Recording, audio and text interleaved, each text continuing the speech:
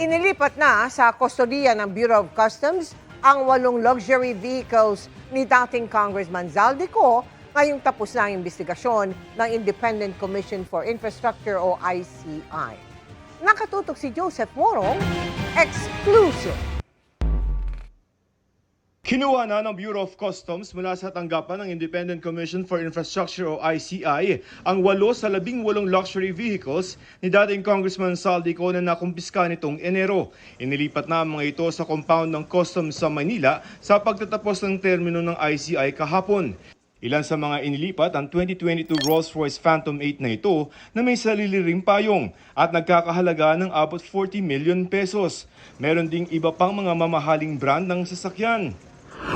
Takaw tingin ng mga mamahaling sasakyan habang inililipat ito pa Maynila. Ayon sa Bureau of Customs, sinahabol ng kampo ni dating Congressman Zaldico itong mga luxury vehicles ito. Pero ayon sa BOC, kapag napatunayan na may problema sa papel, ang mga sasakyang ito ay pwedeng i-auction ito sa publiko.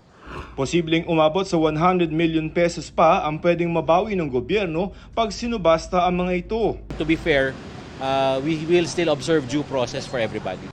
Nauna nung napasubasta ang siyam sa 13 luxury vehicles na mag-asawang kontraktor na Diskaya. May 4 pa na idadaan sa negotiated sale tulad ng Maserati na lampas 2 milyong piso ang halaga. From the flood control, no, excluding itong mga to, nakapag-remit na tayo sa treasury ng mga 102 million mahigit. Merong instruction si Commissioner Ariel na for as long as it is related to flood control, 100% of the proceeds sa auction will be remitted pabalik sa ating treasury.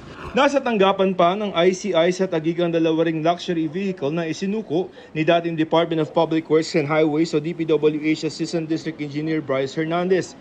Ngayong wala ng ICI, posibleng i-turn over daw ang mga ito sa Ombudsman bilang ebidensya. As far as the Bureau of Customs is concerned, we check the papers, okay naman. No? So I think being part of the TWG, baka pumasok ito either sa jurisdiction ng Ombudsman or perhaps with the BIR, no? Depending on if there would be findings on tax deficiencies. Joseph Morong, Nakatutok 24 Oras.